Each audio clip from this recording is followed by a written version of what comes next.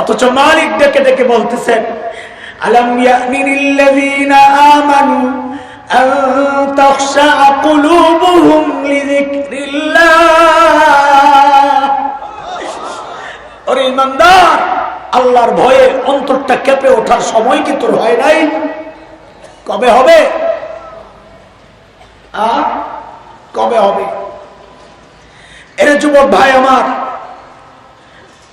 তোমার এই দামি হায়াত জীবনের ভাগ ফেসবুকে একটু পায়, ইউটিউবে পায়, খেলোয়াড় পায়, গায়ক গায়িকা পায়, গায়ক গায়িকা পায়, বন্ধু বান্ধব পায়, বাবা মা পায়, শ্বশুর শাশুড়ি পায়, স্বামী পায়, স্ত্রী পায়, সন্তান পায়, বন্ধু বান্ধব পায়, অফিস পায়, চাকরি পায়, ব্যবসা পায়, দোকানপাট পায়, পায় না কেবল মালিক। আরে জালিম, অথচ আমি আর তুমি ছাড়া মালিককে দুনিয়ার সবাই টান দেয়, সবাই টান দেয়। একটা গাছের দিকে তাকায় দেখো, কি মনে হয় গাছটা এমনি দাঁড়ায় আছে? আরে না, ওই গাছটা দাঁড়ায় দাঁড়ায় মালিকের তাসবিহ পড়তেছে। নিকৃষ্ট প্রাণী মনে করে যে কুকুরটাকে তাড়ায় দাও, ওই কুকুরটাও রুকুর হালতে মালিকের তাসবিহ পড়তেছে। যেই সাপবিচ্ছু পোকামাকড় গুলো পায়ে ধরে মেরে ফেলো, খবর আছে ওই পোকামাকড় গুলো সেজদার হালতে মালিকের তাসবিহ পড়তেছে। পড়ি না কেবল আমি আর তুমি। এজন্য মালিক আমার আর তোমার বিরুদ্ধে অভিযোগ করতেছেন, কি হয়ে গেল তোর? কি হয়ে গেল রে বান্দা? আমি নবী দিলাম, কিতাব দিলাম, উলামায়ে কেরাম বুঝাইলেন, এরপরেও তোর অন্তরটা কেন পাথরের চেয়ে শক্ত? আরে পাথর তো আল্লাহর ভয়ে কাঁদে, চোখ দিয়া ঝরঝর করে পানি পড়ে। পাথরের চোখ দিয়া পানি না পড়লেও বহু পাথর আছে, ফাটাইলে ভিতরে পানি পাওয়া যায়।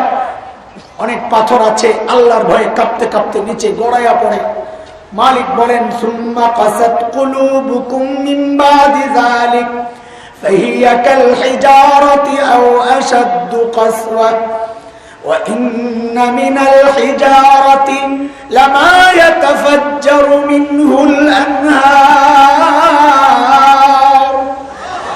ওয়া ইন্না মিনহা লামা ইয়াশাক্কাকু ফায়াখরুজু মিনহুল মা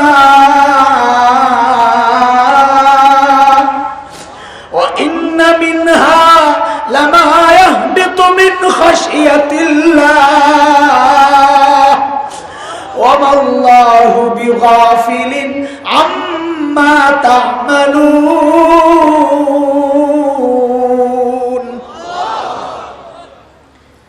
আল্লাহ বলেন, তোর মধ্যে কোনো পরিবর্তন নাই, চোখ দিয়ে একটু পানি আসে না, ভিতরটাও কাঁদে না, আল্লাহর ভয় একটু কাইপা ওঠোস না। কেন রে বান্দা, তুই কি ভেবেছিস তোর সম্পর্কে আমি কিচ্ছু জানি না? তুই তাই ভেবেছিস?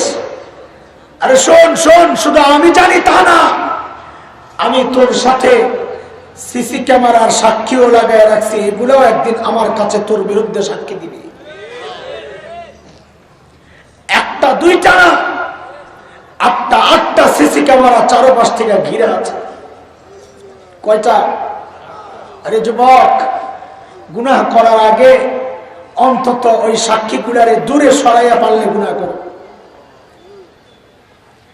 এক নম্বর সাক্ষী, যেই জমিনে দাঁড়ায় গুনাহ করি, ইয়াউমাইযিন তুহাদ্দিসু আখবারাহা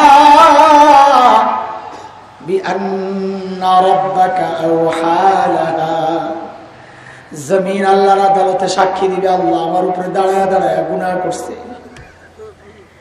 বলে, আমি যদি গাছের উপরে উঠা করি, আমি যদি হেলিকপ্টারে চয়রা করি, আমি যদি প্লেনে চয়রা করি, আল্লাহ বলেন, বান্দারে তাও তুই বাঁচবি না, কারণ তোর হাত আমার সাথে কথা বলবে, তোর পাও সাক্ষী দিবে। আল-ইয়াওমা নাখতিমু আলা আফওয়াহিহিম ওয়া তুকাল্লিমুনা আইদিহিম ওয়া তাশহাদু আরজুলুহুম বিমা কানু ইয়াকসিবুন।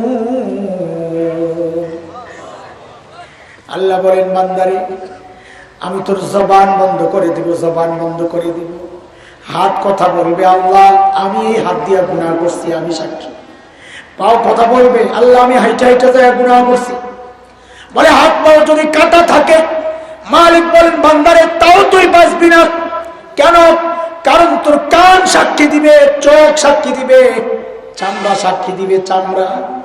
আল্লাহ বলেন হাত্তা ইযা মা জাউহা শাহিদা আলাইহিম সামউহুম ওয়া আবসারুহুম ওয়া জুলুদুহুম বিমা কানু ইয়ামালুন।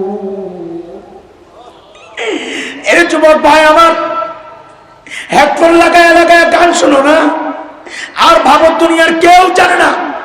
মালিক বলেন বান্দারে কারো জানার দরকার নাই, কারো জানার দরকার নাই। যে কান দিয়া তুই গুনাহ করস, ওই কানই তো তোর বিরুদ্ধে সাক্ষী দিবে। অন্ধকার ঘরে একা একা মোবাইল চালাও, আর ভাবো দুনিয়ার কেউ জানে না। ন্যাংটা ছবি দেখো, সিনেমা দেখো, গান দেখো, দুনিয়ার কেউ জানে না, ভাবো। মালিক বলেন বান্দারে কারো জানার দরকার নাই। যে চোখ দিয়া তুই গুনাহ করস, ওই চোখই তো তোর বিরুদ্ধে সাক্ষী দিবে। কই যাবে? বলে চোখ নষ্ট, কান নষ্ট, তাও বাঁচবি না। কেন? কারণ তোর চামড়া সাক্ষী দিবে, চামড়া। চামড়া আবার কেমনি সাক্ষী দিবে? বান্দা চামড়াকে জিজ্ঞেস করবে, কালু লিজুলুদিহিম লিমা শাহিদতুম আলাইনা, এই চামড়া তুই আমার বিরুদ্ধে কেন সাক্ষী দিবি?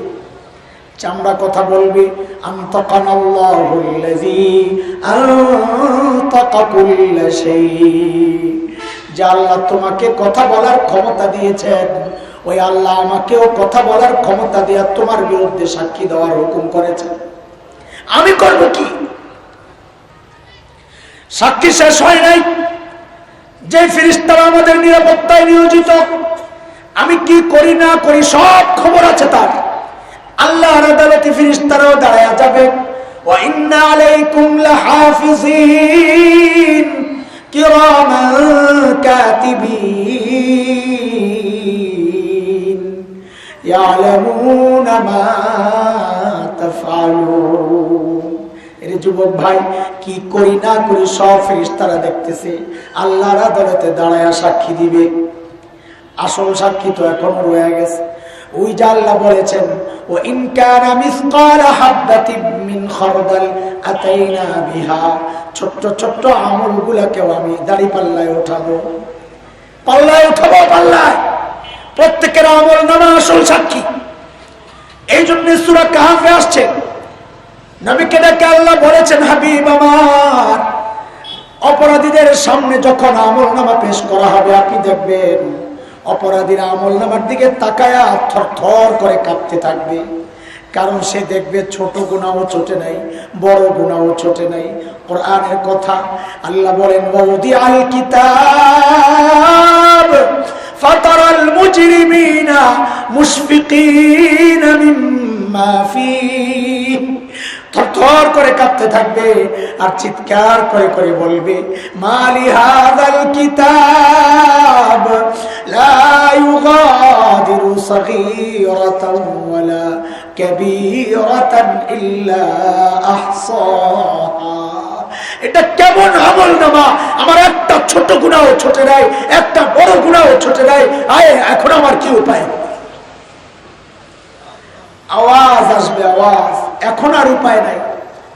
উপায় যখন ছিল তখন শুধরাও নাই, উপায় যখন ছিল তখন প্রস্তুতি নাও নাই। এখন উপায় নাই। এখন তোমার আমলনামা গ্রহণ করো, হাত দাও, হাত দাও, বাম হাতটা দাও। তো বান্দা বাম হাত আগাবে, হুকুম আসবে এইভাবে না, হাতটারে পিছন দিয়ে নিয়ে কলিজা ছিদ্র করে তারপরে বাইর করো। আয় আল্লাহ, পিছন দিয়া ছিদ্র করে, কলিজা ছিদ্র করে হাত পাতবে আল্লাহ। তো আমল নামা দিবেন আল্লাহ তাআলা বাম হাতের মধ্যে।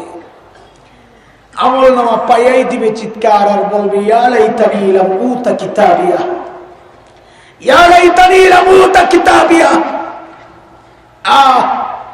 এই আমল নামা যদি আমারে না দেওয়া হইতো, ওয়ালাম আদরি মা হিসাবিয়া, আমি জানি না আমার হিসাব কি হবে এখন।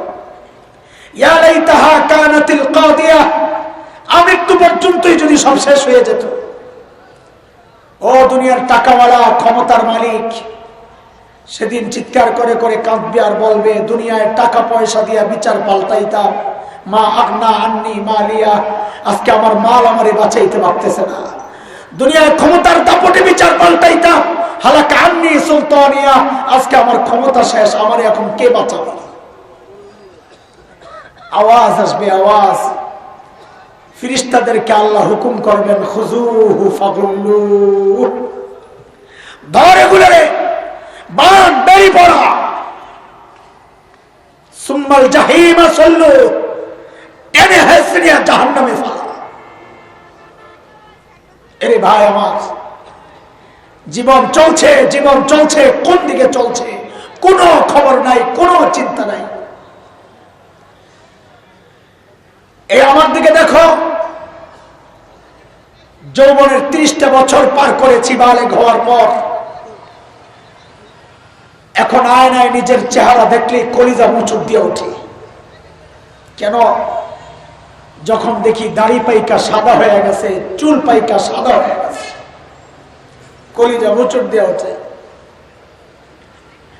এরে সাদা দাড়িওয়ালা বাবা, সাদা চুলওয়ালা বাবা, ভাই এই চুল দাড়ি সাদা মানি বুঝছেন আপনি? এটার মানি জানেন? আমার সামনে গাছের পাতা ঝরেছিল, আল্লাহ আমাকে সতর্ক করেছিলেন, এরে হাসান জামিল, যেই জিনিস ধরে ওই জিনিস ঝরে, তুই একদিন ঝরে যাবি। আমি সোজা হই নাই। আমার সামনে আল্লাহ সূর্যকে ডুবাইয়া আমাকে সতর্ক করেছিলেন, এরে হাসান জামিল, যেই জিনিস ওঠে ওই জিনিস ডুবে, তুই একদিন ডুবে যাবি। আমি সতর্ক হই নাই। আমার সামনে দিয়া আমার বাবার লাশ কবরে পৌঁছায়া আমাকে আল্লাহ সতর্ক করেছিলেন, এরে হাসান জামিল, তুই এখন কারো না কারো বাবা, তোর লাশ একদিন তোর সন্তানের সামনে দিয়া কবরে যাবে। আমি সোজা হই নাই। মার লাশ গেছে, আমি সোজা হই নাই। এইবার চুল পাকা শুরু, দাড়ি পাকা শুরু। এরে সাদা দাড়িওয়ালা বাপ, ভাই আমার, এই চুল দাড়ি সাদা মানি বুঝছেন? আমাদের শরীরের একটা অংশের মৃত্যু শুরু হয়ে গেছে।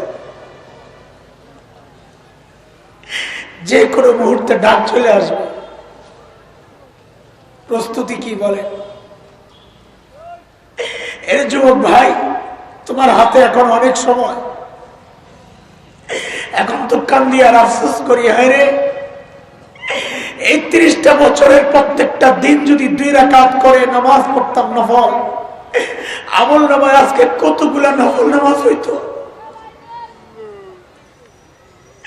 প্রত্যেকটা দিন যদি একবার করে সুবহানাল্লাহ পড়তাম, তো আমল নামায় কতগুলো সুবহানাল্লাহ।